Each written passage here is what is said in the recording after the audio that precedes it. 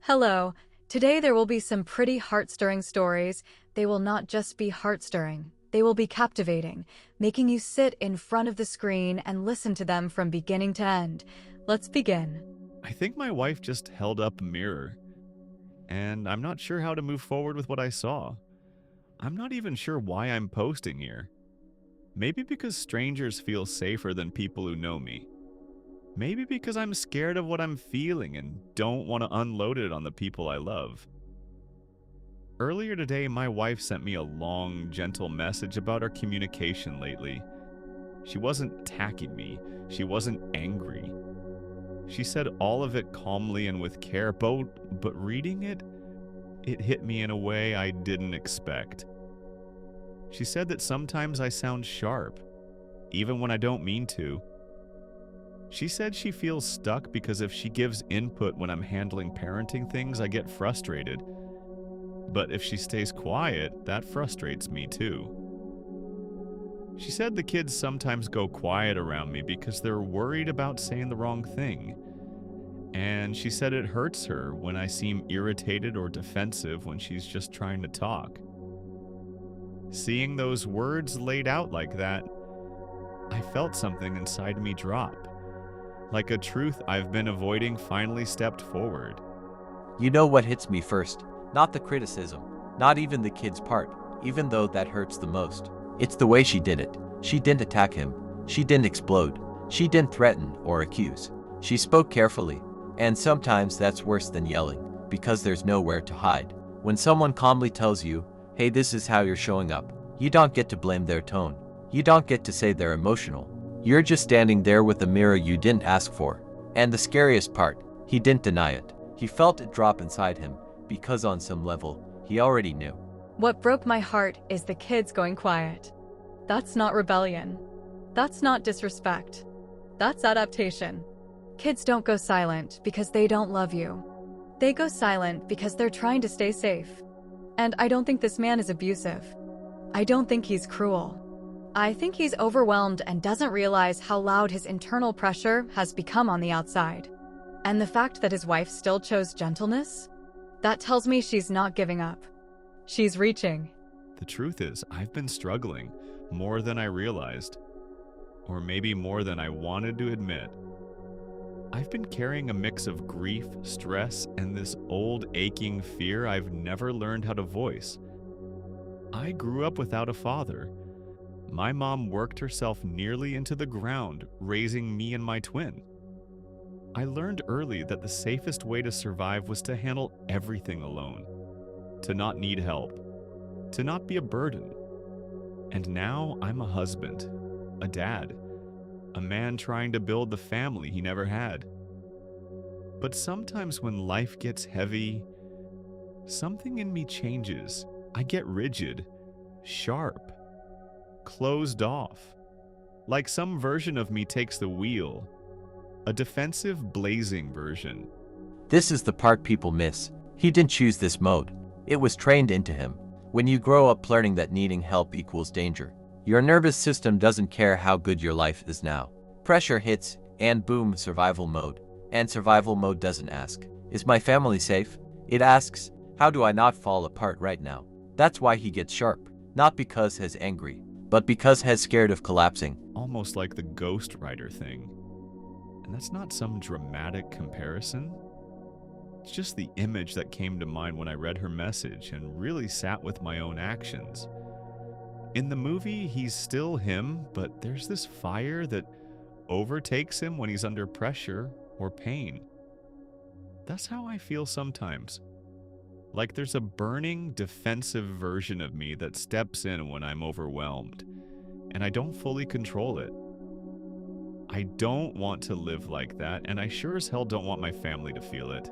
I don't want to be that man with my wife or my kids. They deserve better. They deserve the softness and warmth I know I have when I'm not drowning in old echoes of abandonment and pressure and self-doubt. But I don't know how to break the pattern. I don't know how to stop reacting from fear before I even realize that's what's happening. And now that my wife has gently pointed it out, I can't unsee it. part of me feels ashamed. Part of me feels scared. And part of me feels lost because I don't know how to start fixing something I don't fully understand. And I think a lot of men don't realize this until they become fathers. Because suddenly you're responsible for emotions you were never allowed to have. You're building something you never saw modeled. And when it feels like you're failing at that, the brain goes, lock it down. Don't feel. Don't break. But the kids don't see control. They feel distance. And that gap? That's where fear grows. I want to communicate better. I want to be gentler.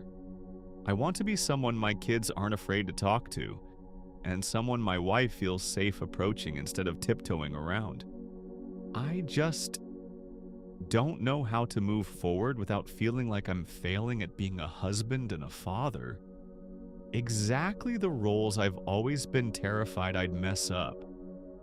If anyone has been through something like this, or has any advice on how to start shifting these deeper patterns, I'd honestly appreciate hearing it. I'm not looking for attacks. No one swings harder at me than I already do. I'm looking for real guidance from people who've been in the trenches of unlearning old survival modes. I love my family. I want to be better for them. I just don't want to lose myself, or them, to a fire I never learned to control. TLDR, my wife gently told me that I've been coming across sharp, defensive, and hard to talk to, and that it's affecting her and the kids. It made me realize I've been acting from old survival patterns tied to abandonment, pressure, and trying to be the father or husband I never had growing up. I don't want to hurt the people I love, but I'm not sure how to stop reacting this way. I'm not looking for attacks, just guidance from people who've unlearned patterns like this. Healing doesn't start with being perfect. It starts with being honest, gently, repeatedly. With your partner, with your kids, and eventually with yourself. This man isn't broken. He's just unlearning armor he needed once, but doesn't need anymore. Well, that was powerful. Alicia and I almost burst into tears, although you couldn't tell by our voices. Now there will be a new story about betrayal and more. You'll find out for yourself. My husband is cheating on me with my best friend. I'm honestly not sure where to start, so I guess I'll just start. My husband and I have been dating since I was 19 and he was 22. We've been married for 6 years now. We have 2 kids and I'm 6 months pregnant with our third. 2 years ago, I found out my dad has stage 3 colon cancer. My dad is my only parent as my mom passed away when I was 12. He's my favorite human and life without him doesn't seem as colorful. His laugh is contagious and he gives these big bear hugs that seem to make all of your broken pieces feel like they're perfectly in place again. Whenever I've had a hard day, he doesn't poke and prod and just lets me vent and listens. About 5 months ago, we discovered the treatments aren't working for him, and in direct quote of the doctor, he said, "Months, not years." Since then, he's gotten progressively worse, and now is losing memory. He looked at the dog he got for me on my 21st birthday and said, "Wow, that's a nice dog. Where'd you get it?" Look, man, before we even get to the betrayal, I need you to understand something. This woman was already drowning, not having a bad time, drowning, losing her only parent, watching him fade while still alive, carrying life inside her body, and holding a family together at the same time. When a woman is going through that kind of pain, you don't get extra credit for being nice. That's not heroism, that's the bare minimum. You don't get to call yourself a rock if you're already planning to crack the foundation behind her back. And here's the thing that pisses me off the most. She didn't check out. She didn't stop loving. She didn't stop mothering. She didn't collapse. She showed up every single day, emotionally present, responsible, strong. So if you're a man watching this and thinking, yeah, but life was hard. No, life was hard for her. You don't get to escape into betrayal when someone else is carrying the weight for everyone. As a woman, this part already breaks my heart. Because she's not just losing her dad, she's losing her safety, her history, her emotional anchor. And she's pregnant. That matters. A lot. Pregnancy doesn't just change your body, it opens you up emotionally. You feel everything deeper. Fear, grief, love. And instead of being allowed to fall apart, she held herself together. For her kids, for her husband, for everyone. Women like this don't ask for much. They just want honesty, stability, loyalty. And when betrayal comes later, it hits harder because it comes after all this strength, after all this trust. My husband has been my absolute rock. He has been there for me, holding my hand and helping me through this. He's been so loving and attentive to both my kids and I. Don't get me wrong, I am a mother first, always. I don't allow myself to wallow. My kids are still loved, cared for, played with, and I haven't let my load slack around the house. Once my dad got his updated prognosis, my husband encouraged me to quit my job. About a month later, we discovered we were pregnant again, and I still hadn't let go of my job. I kept holding out for some reason. After finding out I was pregnant again, he assured me it was still okay to quit my job, that honestly it would save us a small fortune on daycare costs anyways. So I did. I quit my job. This is where it turns dark, because this is the part where power shifts. You encouraged her to quit her job. You told her she was safe. You told her you had her. That's not just emotional support, that's responsibility. When a man asks a woman to rely on him, especially while she's pregnant, he takes on a moral obligation. Cheating after that isn't just betrayal, it's sabotage. You didn't just sleep with someone else. You removed her safety net after convincing her she didn't need one. That's not a mistake, that's calculated selfishness. Quitting her job wasn't weakness. It was trust. She trusted that her partnership was solid enough to carry her through grief, pregnancy, and motherhood. And women don't make that decision lightly. What hurts the most is that she didn't stop contributing. She didn't check out. She stayed present, loving, engaged. So later, when people ask, why didn't you see it coming? This is why. Because when someone makes you feel safe, you don't search for danger. My best friend and I have been friends since diapers. Her family is like my family and vice versa. My mom and her mom grew up together. We've always been solid and right. After my dad's appointment, when we found out he had so little time left, I drove straight to her house and she held me while I cried for hours. If there are soulmates in friend form, she was mine. Thick as thieves is what my mom used to say. This morning, as I was up with my 3-year-old, he's sick. My husband's work, alarm was going off.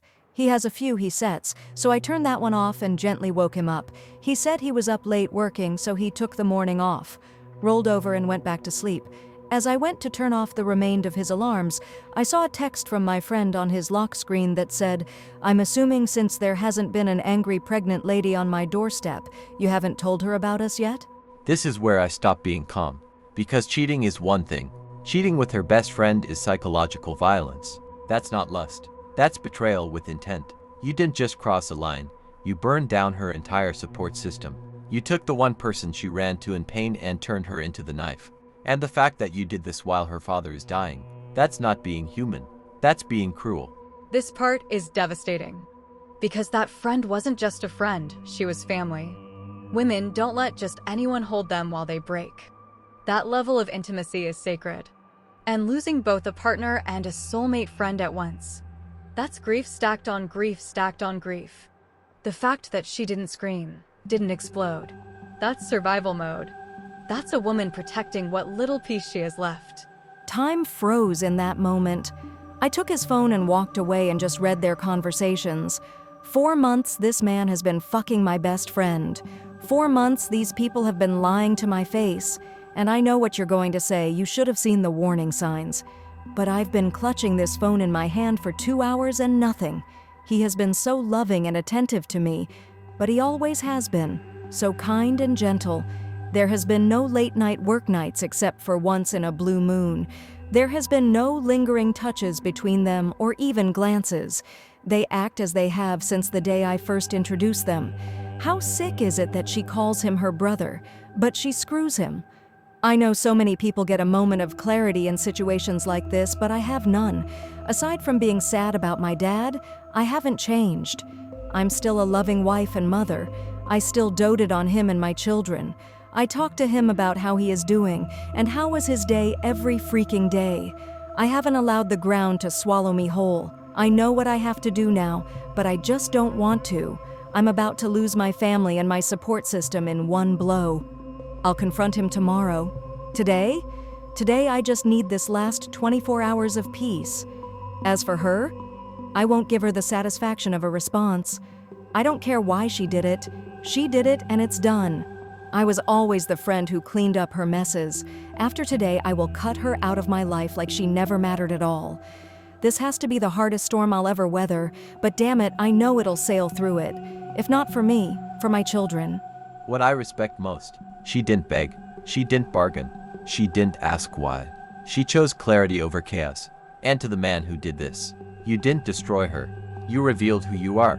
She will rebuild. You will live with knowing you were the storm she survived. She didn't choose revenge. She chose herself. And that's the hardest, bravest choice a woman can make, especially while pregnant, grieving, and surrounded by loss. This isn't the end of her story. It's the moment she stopped bleeding and started healing. For her children. And for herself. Wow, that was so cruel, Shon, and I literally almost broke down in front of the microphones. And it was sad and scary and depressing at the same time. But time, as it spares no one, keeps running away. The video is over until the next episode.